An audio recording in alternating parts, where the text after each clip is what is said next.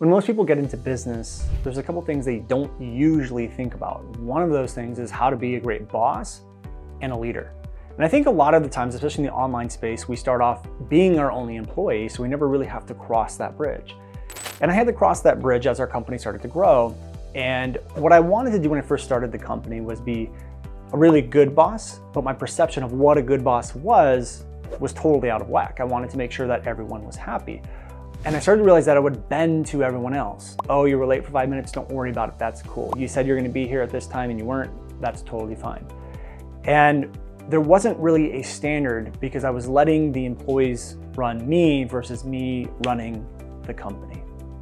And I got a piece of advice from a buddy, James Wedmore, who told me, you have to set the standard inside of your company.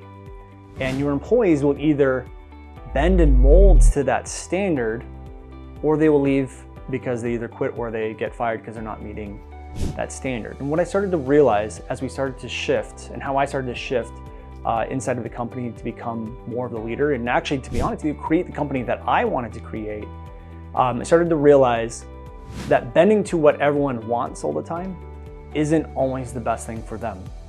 When you have a standard and you keep raising that standard and you support your team, they actually grow. They either mold to that, yes, but number two, they will actually grow themselves. They grow to be a better employee. They grow to meet the new KPIs, the new records.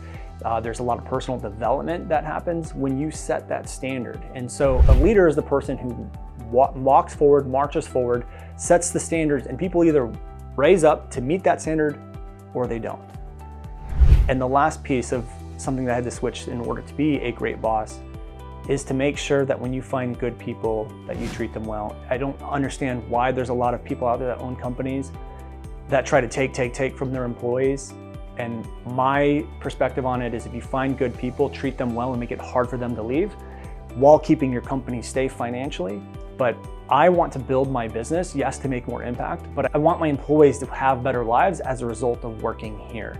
And I think those three things have completely shifted my outlook on what a good boss is from what it originally was when I started my company 8 years ago.